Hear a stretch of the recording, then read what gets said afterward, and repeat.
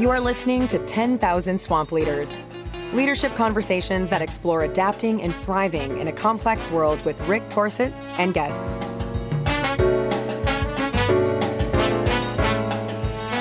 Welcome, everybody. This is Rick Torsett, and this is 10,000 Swamp Leaders. This is the podcast where we have conversations with leaders to discuss what it's like to deal with complexity, hard, wicked, or what we call here swamp problems.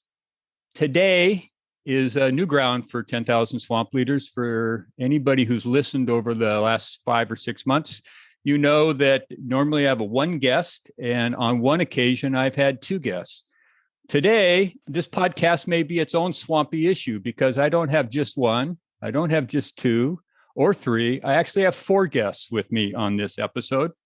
Also, what makes this cool and unique for me are these 4 people that I have known, I would say, mostly for my entire life. They are a huge part of who I am in the world, a big influence on how I show up.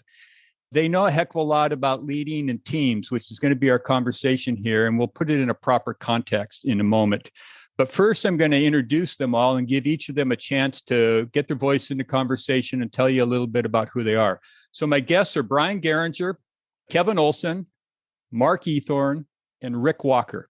And so with that, I'm going to have Bryan. Why don't you go first, give a little introduction, tell people who you are and what you think you want them to know about you. Okay, thanks, Rick. My name is Bryan Garinger. I grew up, as Rick said, I've known Rick since probably kindergarten or first grade. I have a picture of him before he went off to Star of the Sea. So I've known him quite a while. Started my career after high school playing basketball with all these guys. I went off to college down in Arizona, graduated from there, and went to work for a place called Boeing, little manufacturer and an airplane company. Spent my entire career practically with them. I've spent 35 years there. Started off as just an engineer and then made my way up into management. And at the end was a senior manager working on airplane development primarily. Most of that time was working on military airplanes, B-1B aircraft, F-22s, Joint Strike Fighters. Then I spent some time on the 777 program when it was being developed. And then went back to military, finished off my career working on the KC-46 tanker. So 35 years with Boeing. I retired early. It was just not fun anymore. And since then, I've just been traveling around. So that's kind of me in a nutshell. Thank you. Okay, Kevin. All right. My name's Kevin Olson, and this is kind of fun to learn about people I grew up with. And it's kind of interesting that you got 5 of us on here, Rick, because that's what a team in basketball is made up of. So that'll be interesting how we coordinate our talk for the next hour. So I grew up in Bremerton like the rest of these guys, and I've known these guys forever. I went off to school and went to Washington State University for a couple of years, and then transferred to the University of Puget Sound and graduated in physical therapy. And so my background is in medicine, and I worked at another small place here in Seattle called Harborview Medical Center and was there for almost 41 years. Started out as a staff physical therapist and worked my way up as a lead therapist and then supervisor of an outpatient physical therapy clinic. I was interim manager of the department for about a year. So I've held a lot of different hats during my time at Harborview. I retired almost 2 years ago now and have been spending my time, actually spent some time with Rick. We do a lot of bicycling and golfing together and chatting. And so it's kind of fun to get back together with all these guys today and find out a little bit more about each other as well as what we do now. Fantastic. Mark. My name's Mark Eathorne, and I think I figured out there were 2 houses growing up that separated myself from the Torsett household. And we lived in this little circular neighborhood that was just like the epitome of the mid-century type housing developments. The luck of the draw, I think, of all the kids that lived in the neighborhood, I think 17 of them were boys. So we became a really sports-oriented, because we could always get somebody to play. Kevin Olson, I met in kindergarten, and Bryan Garinger probably a little bit later. Rick Walker, I met, our introduction to him was when one of his brothers, I think, kicked in a sliding glass door because his brothers wouldn't let him in the basement. And we heard the racket. We go, oh, we got new neighbors. And the Walker's home was a wonderful place, especially his basement. That was like the neighborhood Cheers hangout for little kids. Just a really good time. I graduated from East High School with these guys in 1974, went to Washington State University, got my bachelor's degree there, got my master's at Central Washington. I was a school teacher for 38 years in the same building. I've taught about, I don't know how many subjects because of when I graduated, my certificate allowed me to. Today's people are pigeonholed, but I was allowed to teach basically whatever they needed me for. I retired 6 years ago, and it's been wonderful. I just love retirement. I can hardly remember what I used to do. It's so nice not having to tell people what to do or coerce people into doing things that they don't want to do. It's so nice to be away from that. All right. Let's get Rick in here. Rick Walker. Yes, I'm Rick Walker, and I've known these guys, most of my life, like what they were saying. Significant things I've worked at is I've been an educator at a private Christian school, coached basketball there as well for 20-something years. And then I was involved with a sports ministry called Sports Beyond that I started up in 1989, and we're still the executive director. We have 2 staff people who put on camps and clinics for kids. Also help manage another nonprofit called Joy Ministries, where we do student exchange from Basque Country English immersion programs. And we also travel over there. This September, we're going to take a group over of about a dozen people to walk the Camino for 4 or 5 days and then tour around Basque Country, enjoying the food and the drink and culture of the Basque culture.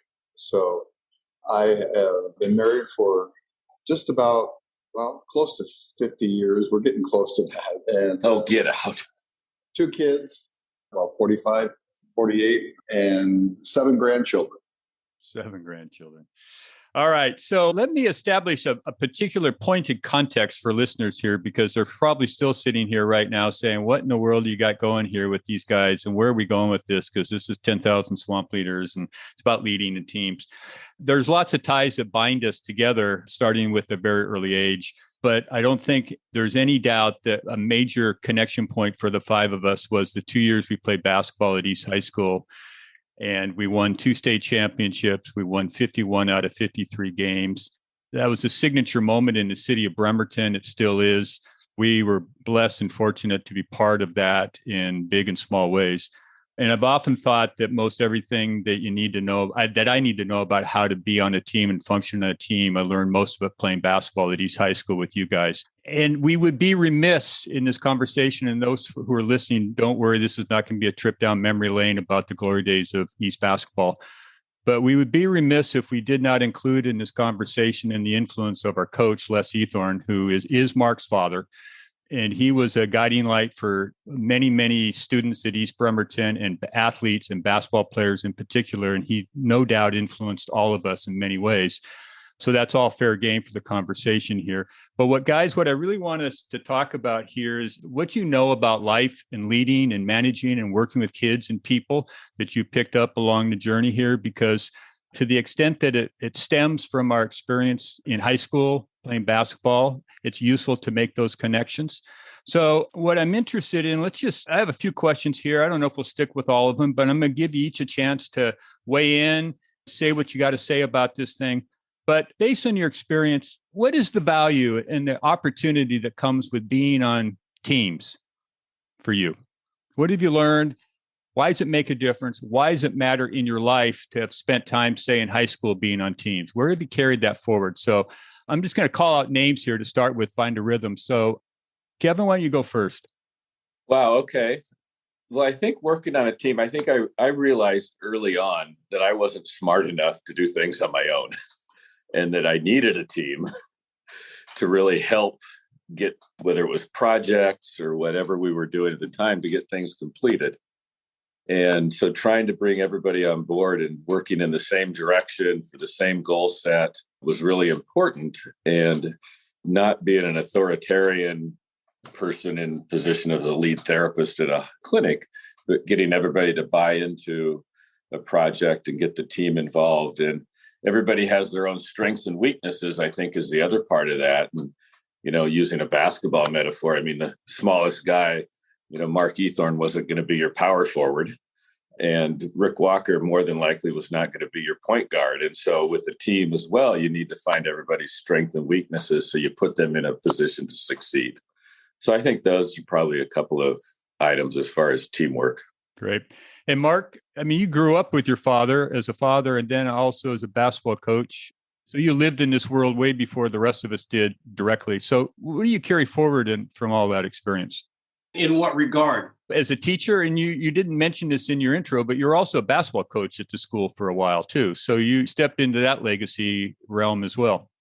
Again, I worked at the middle school there, so I didn't really consider myself the basketball coach. I also coached girls volleyball, JV football. I did baseball for 9 years. Just, you're a teacher, you need the money. That's just what it boils down to. And at the middle school level, you were 2 hours after school, you were done. There was no night game or trips to Canada or anything like that. So it was just kind of a convenient little deal. But yeah, to your point, I was very familiar with coaching. Now with my dad, he was very different than me because my daughter would tell you this. My job and my home life were two different things. And when I went to work, I behaved in a certain way. I spoke a certain way. I had to adhere to the standards of that job. And when I came home, wasn't really me. I was just a different person. My dad, on the other hand, he was kind of the same guy. The guy you saw at school and at the gym was the same guy telling me to pick my underwear up off the floor or do whatever, And so it's interesting to me what you guys always have to say about him, because I know him in a different way. And I hear people say things about him like, oh, I was in the hospital once and he came to my room, or just these stories. And I'm like, wow, maybe that's why he wasn't home that much, because he was out doing all these things. But that's really all I could say on that, as far as the way he worked was the way he lived. I can just put it that way. He wasn't a phony about it at all. He genuinely believed every single thing that he told you. Yeah, I believe that too. Rick, what do you say about teams? Yeah, I think I've played 3 years with the team.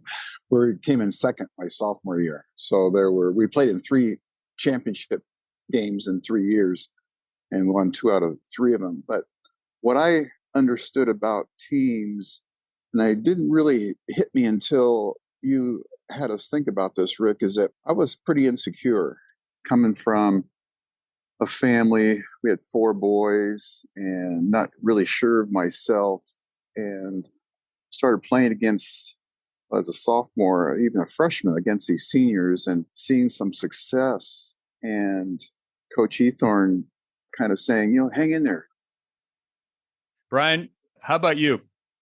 Well, so I share your viewpoint on what we learned from playing basketball. In fact, about middle of my career, we had a team building offsite, and we were asked to bring a symbol of what teamwork meant to you.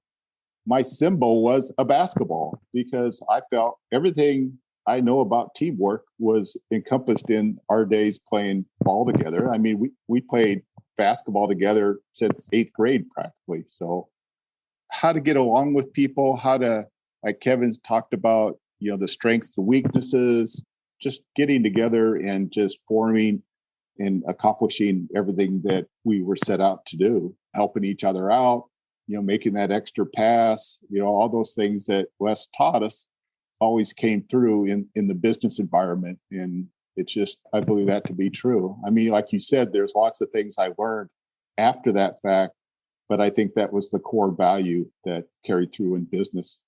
Rick, anything you want to add before you got cut off here a little bit with the connection? So you want to finish what you're saying before we move ahead a little bit? Yeah, I think being a part of a team, it gave me value. It boosted my self-esteem because these guys depended and trusted me with handling the ball or shooting or putting on the press, and depending on each other to be in the right place at the right time. That's carried over quite a bit in my coaching and at the high school level and also leading in an organization. So it's important that either hearing from the coach or hearing from the other players really gives a person tremendous value. Yeah, guys, I gave some thought to traveling the road, and I'm now going to travel. And I had decided I wouldn't go down this road, but I'm going to now. I'm changing my mind. So I'm adapting here. Before I do that, there's a guy named Keith Grint, and he's a highly regarded leadership guy out of England. He's written about it for years. He's an expert. He's written a small book, but anyway, he says about leaders. He's read all this stuff. He's confused about it. Then he's got religion about it. And he finally says, indeed, it might be that the simplest definition of leadership is having followers, which I think is really spot on. The reason I bring this up right now is because I hadn't really intended to talk about Les, but I'm finding it unavoidable because he was such a significant influence on us in the conversation of teams, to the point that Rick's raising about building your own self-esteem and confidence in yourself, and doing a lot of that by just flat out challenging you to do better. And so I'm interested in kicking that around from that perspective. So what is it about the time being led by our basketball coach? What lessons did you learn on the basketball court that you then brought forward into life that you've used to lead and manage other people? I'm circle back around. Kevin, what do you got? Wow. A couple of things, I guess, Rick, thinking of what we learned in basketball and brought towards my work life. I think preparation is probably a big one. Never let somebody else out prepare you, whether it was working with staff or I had to do a lot of interactions with physicians and nursing staff, all these different professionals in the hospital. And you had to be able to justify what you were doing, whether it was through your history of what you had done at work or through clinical trials, and you had to be prepared going into every meeting. And so I think preparation was a big one. And I think the other one, which goes along with that, is accountability. And I think Les always made us be accountable for what we were doing, whether it was during practice or games. And I think we can all get a chuckle about one of our road trips where one of the starters on the team missed the bus. And you don't treat the starters, versus the bench warmers. You treat everybody the same, and everybody has to be accountable for their actions, and there are consequences to that. And so I think those are probably a couple of big things that I brought forward from our time at East basketball: preparation and accountability. So, Mark, this may be a little harder question for you, but if we just keep in the context of playing basketball at East, and God knows you knew what that meant long before we did, but when you're actually in that role doing that, what is it about the coach of that basketball team brought forward for you that you carry forward? Much different experience than you guys had, no doubt.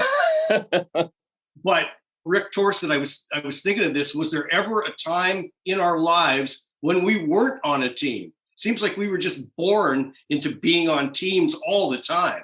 I agree. We had some really, really good leaders, coaches along the way. Hardly ever had a bad one. Once in a while, it's going to happen. But for the most part, we were lucky. My favorite coach I ever had, and I have to exclude my dad because he was my dad, was Bill Sturgeon, my first coach I ever had, and a baseball coach. I looked up to that guy so much. He was just so, he stressed fundamentals, but he was just nice and he was fair, and he could be stern if you're doing the wrong thing, but he was just a morally wonderful person. And I thought, that's great. Now, when I came to coaching myself, almost every action I had, everything I did, I was embarrassingly just like my dad. And sometimes I'd be watching my dad coach thinking, oh, come on, sit down, quit getting on the rep or doing this. And then I end up doing the exact same thing. So his influence was huge on me. High school in general, though, I don't know how you guys felt in high school, but I was so full of anxiety and uncertainty. And like when Rick Walker said insecurity or just feeling down about yourself, shoot, I'm looking at 4 years of that pretty much. It was kind of tough to put all that aside and just think about the basketball team. But again, as I was saying earlier, we've been on teams forever. And that system we had going was great. Our open gyms, all the things we did, like Kevin said, to prepare. I remember before our senior year, Kevin Olson in open gym was just tearing it up. And my dad was telling anybody who would listen, Walker is a great player, but Olson is he's going to be the guy. You wait and see. And then his knee disagreed with that, but that's a whole nother story. But yeah, just fun times, good preparation. And you guys know, my dad's famous every time I left the house. Do you know right from wrong? All right. That was every time I left the house. He probably said it at practice too. Who knows? But that was him, bottom line. Bryan, what did you carry forward from the coach? I agree with everything that Kevin and Mark were saying as well. But one of the things that I caught from Les was the way he communicated. You know, he was able to sit us down around the big E in the floor, and he would just, the way in which he communicated, you know, he encouraged people, he disciplined people. He was one of those people that somebody once said that they would run off the end of the ferry, you know, if Les asked them to. You know, we do anything that Les asked us to because we wanted to play for him. And so he is just a great leader in that aspect. He was great at doing a lot of things. And so we definitely would follow him anywhere. You know, it's an interesting point you make, Bryan, and I agree with it. And I think also probably what you're saying is we would also run off the ferry because we trusted him that he was going to put us in a place where we could succeed in running off the ferry, so to speak. We never had to doubt his intentions or what he was asking us. Rick, I'm going to let you get in here in a second, but one of the thoughts that I have about playing for him was his toughness and his ability to make us tough. And we all know we spend an inordinate amount of time running lines. And we knew we were running more lines than anybody else probably in the state. But just when we thought we were done for the night, he'd raise the bar on us. And away we go again, away we go. He seemed to know how to pull us back and take us forward and keep expanding our capacity to endure and be tough and struggle together. He was quite willing, I think, to be the bad guy in the gym as long as the 12 guys were all together not liking the bad guy in the gym. He understood that dynamic about how to keep us as a team. And I often thought line running was a big part of how we bonded together because we'd go back into the locker room and go, bloody hell, I don't ever want to do that again. Of course, knowing the next night we're going to do it again. So, Richard. I agree. I think part of it, too, is the players. Like Mark alluded to, we were a part of teams our whole life. And so we knew that what the coach said was the gospel. I mean, it had to be carried out. And that accountability that Kevin was talking about, if we all did our part, whether on the press or in the zone or playing a man or whatever, we're going to have success. And he was able to mold these, well, I think we already had it in our DNA because we had great coaches prior to even coming to high school. But he was able to channel that in a way that allowed us to be successful. And he had the players in the right position. We knew our roles. And that all fit together, and we had a lot of success. There's a whole thing in the world that I live in now around agile work. And it's a great model about how you can get innovative work done in teams. But again, back to my notion that most of everything I knew about teams I learned in high school playing basketball. The other thing that people who are listening here, we haven't spoken to yet, was the style of play that we had was really pretty much wide open, straight up, intuitive basketball. There were very few plays we ran. You had to know your position. You had to know everybody else's position. You had to know the basic rules that Les lived by. And if you were willing to do that, you could have a heck of a lot of fun playing this game in a natural way. And in a way, we were one of the first agile basketball teams that ever come along in high school, I think, because of Les's insistence that we were going to score more points than you because scoring was more fun than playing defense. Which I always thought was just a wonderful insight for a man who had to play for a guy in his high school days who was nothing but defense. And for him to transform himself and completely reverse the script, I thought was outstanding. So let's make a segue here, though, so we don't dwell too long on a period of time that's almost 50 years past. So as you sit here today and knowing that there's probably people listening to this who are a little further back on this journey than we are, I do note for the record, I'm the only one still working here. And for the listeners, these guys all know, well, that's because you're just about finally to get into the game with 3 minutes to go after we've done all the hard work to get the thing in the bank. So help these people. This is a chance for you to be a wisdom keeper, if you will. So for people who are trying to figure out this deal about leading, about being on effective teams, what advice do you have that you've learned from way back when we're talking, or from the time we graduate high school till today, that you think are useful that you've used in your parenting or your work or in your community? So, Mark, how about you go first? Well, I would say you need to have the ability to read the room. If you're a leader, who are you leading? What are you leading them to? And are you helping them or are you hurting them? Some leaders I've seen in my profession, they got their position of leadership through methods that had nothing to do with ability to lead. You know, they might be good at an interview, or they might look good on paper, whatever the case may be. But when it comes to actually doing the job, the people they're trying to lead have no respect for them, you know. And if you get yourself in that situation, you're going to have to learn to deal with that. Again, read the room. Yeah. So, Mark, help them out who don't know. What does in action reading the room actually entail? Well, I just know your audience. I'm looking out here and I see this group of, if it's a team, a basketball team, I see the group of people I'm leading. I've got to know something about them. I got to know what they like to do, what they don't like to do, what they will do, what they won't do. But I also need them to know that I understand their position. For example, if I'm a school principal, they need to know that I understand how hard it is to be a teacher, you know, and so that all my interactions with them will be, hey, I'm here to help you. I'm here to help you do this incredibly hard job, rather than I'm here to tell you when you're doing the wrong thing. That's just poor leadership. It never works. It never works in sports, business. I don't think in anything. Doesn't work anywhere. Rick, what do you got? Each coach or leader has a structure, and that structure has to be flexible. And like Mark said, you got to know your audience too. I tried to apply the principles of the East High style basketball to Kings West, where I was coaching. I didn't have the players to do that, and I had to adapt. So I had to know my players. We couldn't do the full court press all the time. So I had to adapt, and I had to find the players' ability and then match whatever, adapt our offense and our strategy according to those abilities, and not force it on a certain style on a team. And that required for me to lead in a humble way. I just can't get my way. But throughout the structure, here's the form, and here's some freedom you have as a player to work within that form. And the same thing applies in, leading other coaches. Give the structure, give the form, but allow their personality, their creativity to have some freedom in that outcome. Great. Bryan, you spent a lot of time at Boeing managing, leading people. So what is it you think about when you're giving advice and counsel to people who are trying to learn this stuff?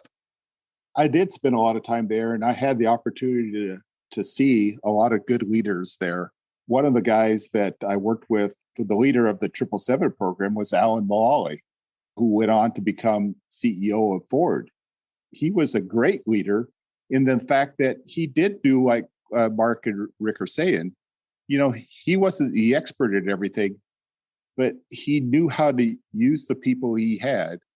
So Alan was recognized as the leader just because of the style in which he lead. He was more collaborative. He was not a dictator and pounding the table and saying, you got to get these things done. There's other guys that were like that too. And I saw some that just weren't all that good. But one of the things that we always were able to do is you never stop learning. You just keep on learning those skills that you need. You look at the technology you had to work with. And so it's just a continuous learning experience throughout my whole career. And I think that's one of the things that help leaders as well, because you just aren't born a leader. You have to look at other people and see their leadership style and adapt it to your own. Yep. Kevin. Wow.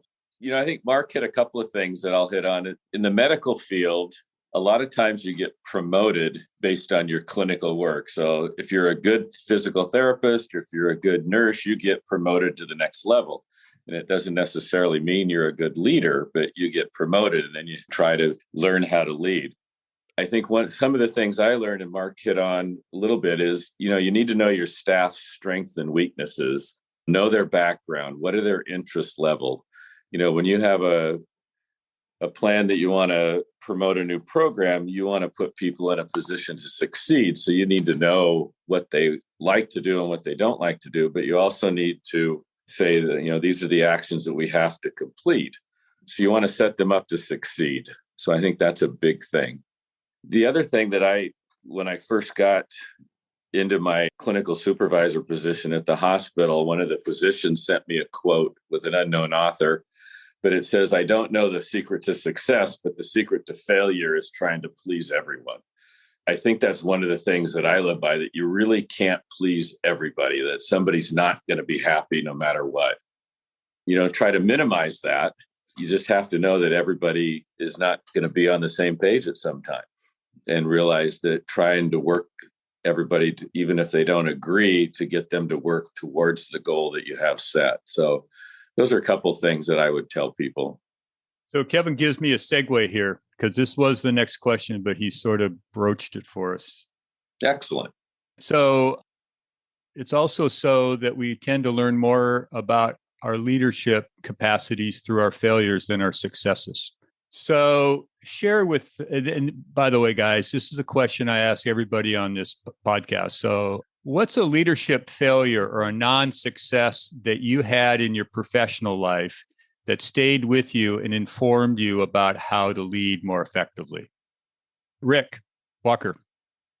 That's a tough one. I say challenges, not so much as failures. Okay, that's fine. But I know that when I first set up Sports Beyond to put on camps and clinics, I hoped it to be a full-time position where I would be able to pay the bills and support my family with that. And it didn't turn out to be that way. And so I had to adapt, and I worked full-time and continue to put in the camps and the clinics and the tournaments whenever I had the opportunity. And so I just had to adapt what my vision was and what reality was. Great. Thank you. Mark.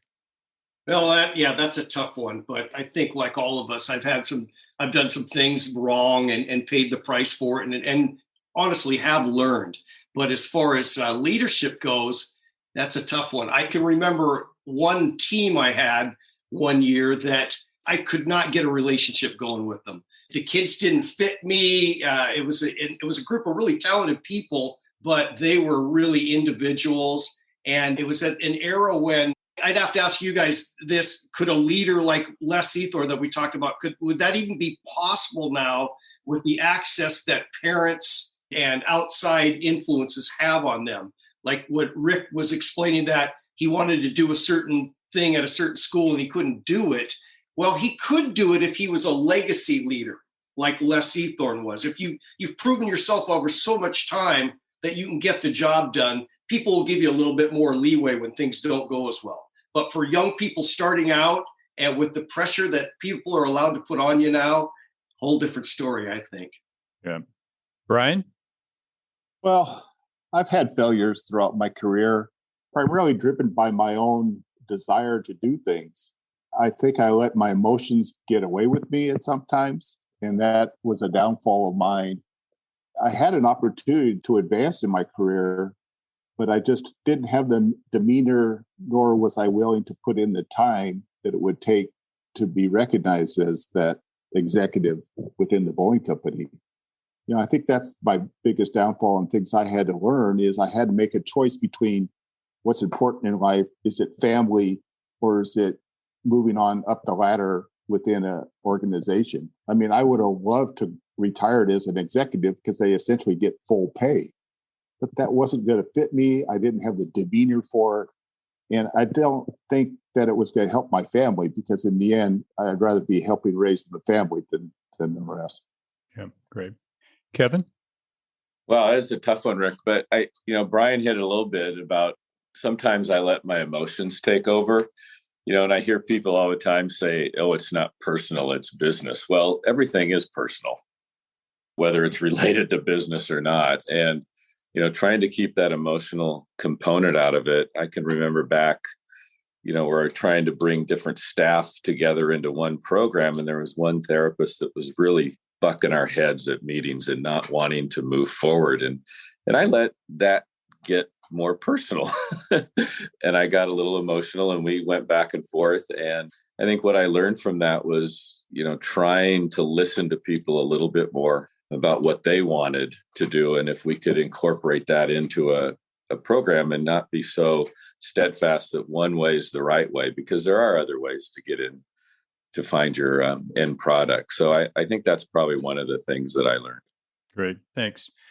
All right. So we're coming down to the end here. I have one last question, and then I'm going to, after this round through the question, I'll give you an opportunity to say whatever you want to say to be finished here. But here's the question. What have you never said about what playing together has meant to you? What have you never said about what playing together has meant to you? And since I came up with this question and it's been sitting on my desk for a week, which, by the way, doesn't mean I actually paid any attention to it until about 2 hours ago, I'll go first. So what it's meant to me is, and I should say for on behalf of all of us, there's a whole bunch of other guys that we played with who aren't on this call, but we are the 5 remaining guys who played together on 2 teams. And that's the marker here for us. We know we lost Ray many years ago, but what playing together for me has meant with you all is a kind of permanent legacy about what's possible when people get on together and are willing to work hard together. I never have to question whether or not it's possible that a group of people could do something incredible. I also had a pretty good feeling of what it's like to have to do that, go through the work to be able to pull that off.